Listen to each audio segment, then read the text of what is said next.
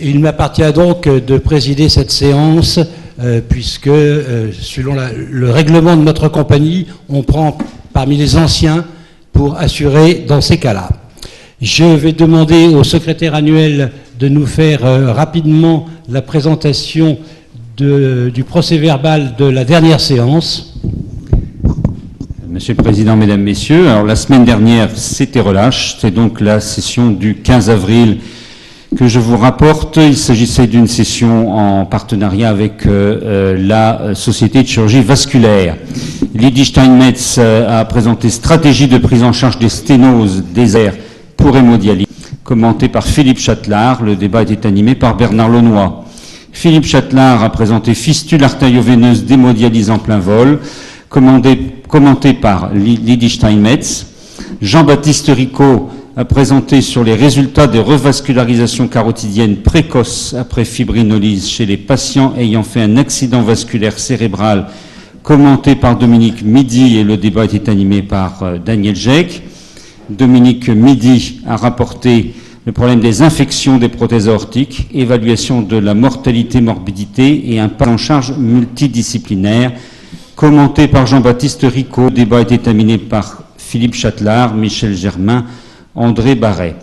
Patrick Moreau a parlé d'un retour à la chirurgie ouverte pour les anévrismes de l'aorte abdominale sous-rénale avant 80 ans. C'était une question. Commenté par Jean Sabatier avec des questions de François Dubois. Enfin, Jean Sabatier a présenté des innovations dans le traitement de l'artériopathie oblitérante des membres inférieurs, et cela a été commenté par Patrick Moreau. Bien, merci de cette présentation rapide. Je soumets ce procès-verbal au vote. Y a-t-il parmi vous des collègues qui s'opposent à ce procès-verbal, qui s'abstiennent? Donc, le procès-verbal est adopté. Merci beaucoup. Je passe maintenant la parole à notre secrétaire général pour les informations qui relèvent de son autorité. Oui, je voulais vous signaler, que vous pourrez le consulter là-haut, que nous avons reçu du professeur Bernard de Vauchel un magnifique ouvrage, très bien illustré, sur la transplantation à propos de la greffe du visage, naturellement. Je voulais également informer les membres de notre compagnie des travaux en cours.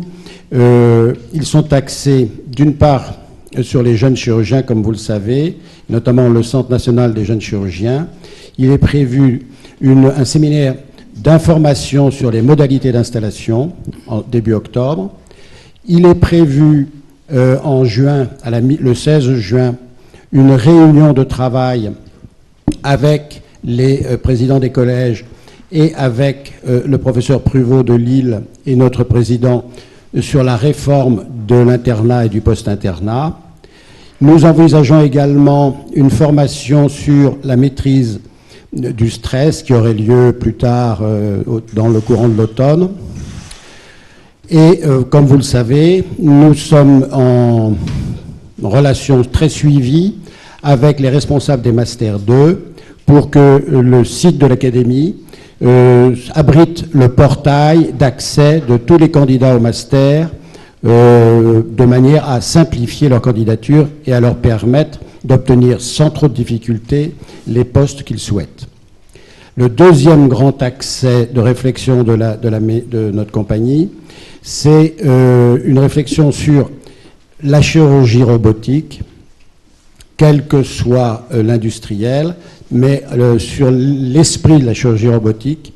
Et il se trouve que la Fondation de l'Avenir, qui travaille de façon très suivie avec nous et qui nous aide beaucoup, a comme sujet de réflexion en 2015 la chirurgie robotique en France, et elle va sûrement contribuer à cette réflexion, et nous prévoyons une réunion d'experts à la mi-octobre, du même type que celle qui avait eu lieu fin janvier sur le suivi en chirurgie bariatrique.